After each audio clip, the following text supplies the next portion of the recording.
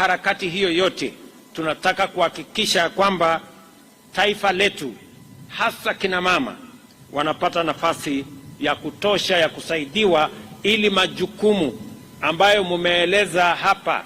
Nimesikia Cecily amesema majukumu yenu ni mingi. Naanza asubuhi, tayarisha watoto, tayarisha mzee, saa 6 jioni, hata amesema kuna kazi nyingine ya saa 6 ya usiku. Sasa hajatueleza hiyo saa ya saa 6 ya usiku ni gani. Na kama ni ile mimi ninajua, nataka niwaambie wazee pia, tafadhali mubadilishe style, ndio wamama wasikuwe na kazi ngumu, si ndio? Wanaelewa vile nimesema.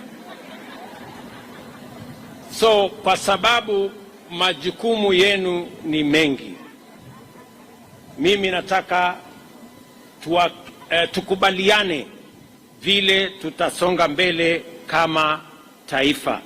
Vile vile kina mama, kama hakuna chakula, mama ndio mwenye kuulizwa, na ndio sababu hiyo pia katika mpango yetu tumesema kuzalisha chakula itakuwa kazi yetu ya kwanza na ya muhimu. Na mimi nataka niwashukuru wakulima, hasa kina mama, kwa sababu wengi wa wakulima ni kina mama.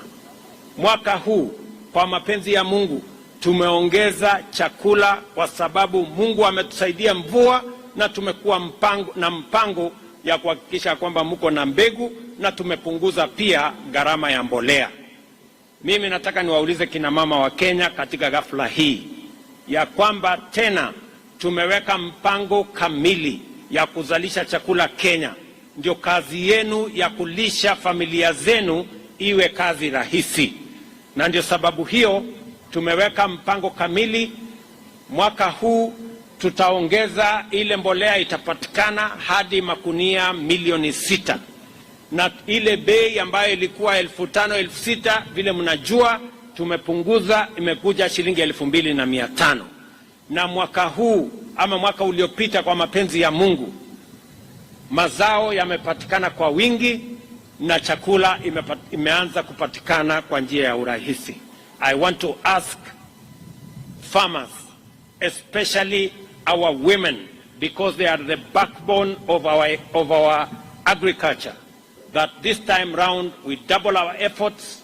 We have made arrangements on how we are going to ensure that our agriculture expands, our productivity expands. We are going to deliver more seed, affordable fertilizer, and support farmers so that we can eliminate the shame of hunger in our country.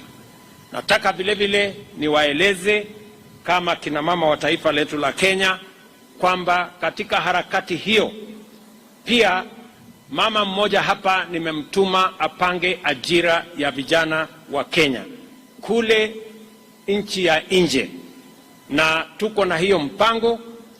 Leo asubuhi nilikuwa na mkutano mkubwa ya kupanga vile ajira itapatikana kwa mitandao, tuhakikisha kwamba digital jobs become a reality.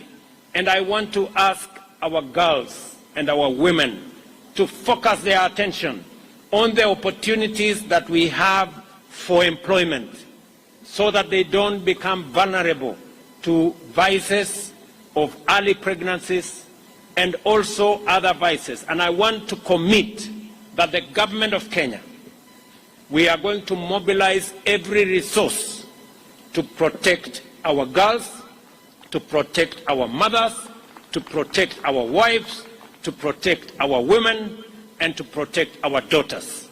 Tutahakikisha ya kwamba kina mama wa taifa letu la Kenya wasipatikane mahali ambapo kuna watu wanataka kuwatumia kwa njia ambayo sio nzuri.